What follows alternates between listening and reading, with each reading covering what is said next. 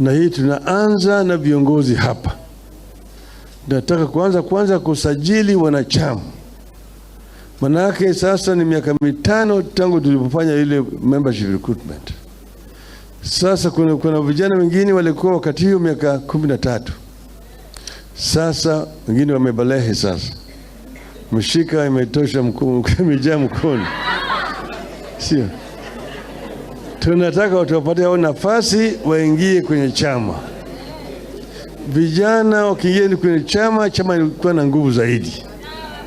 Kwa kimombo wanasema the youth are the vanguard of the party. Manake youth are mobile. Wao wanatembea hapa na pale, wanaongea kwenye runinga hizi na kadhalika. Kwa hivyo tunataka vijana wengi waingie ndani ya chama. Na wazee wasizuie vijana. Kama sasa wewe umefanya hapa kwa miaka mingi zaidi, enda juu. Kuna nafasi kwa vijana washikilie huko chini. Sawa. Alafu vile wamama ndio maua ya chama. Wamama yanafanya sura ya chama inarembeshwa. Na najua maua ndio yanavuta nyuki. Na nyuki ikiingia kwenye maua inatengeneza asali. Sio? Wamama ndio maua ya chama chetu. The Women League ya chama mpaka kiwe na nguvu zaidi. Sivyo? Alafu wale wengine ambao naitwa wale kufanya vita. Wale wanajeshi wa chama. The veterans. Vile wako na nafasi yao pale. Sio? Wazee vile wako na nafasi yao pale. The elders wa chama. Wao ndio wanatoa ushauri kwa chama. Sio? Sasa tukiunganisha hayo yote chama inakuwa na nguvu zaidi. Nimesema chama ni kama mto.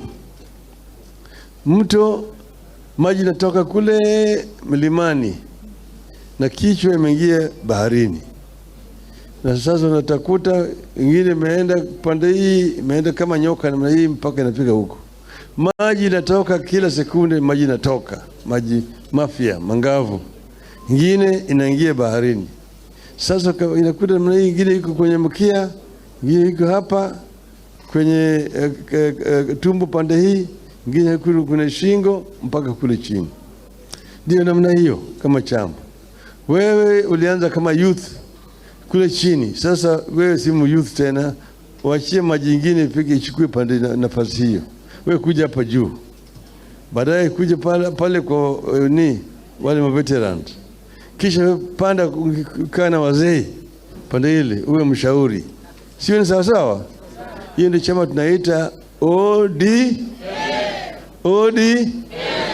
Mko tayari? Mko tayari? Wakwale mko tayari? Mko tayari? Asimelani. Asante sana. Unajua mimi ni mdigo. Sijui namna hiyo. Sasa hivi mimi nakwenda kukula na jamii ya Bambaulo hapa. Si wanangoja hapa. Mzee Bambaulo na Jaramogi walikata chale ya Wadigo. Wakaunganisha damu. Jaramogi amekata na Bambaulo kakata, wakaunganisha. Wakawa kitu kimoja. Na mimi nikaja nikaingia katika dini hiyo. Marehemu Digalo aliniweka mimi huko ndani. Na mimi jina yangu ya Kidigo naitwa Gakweli.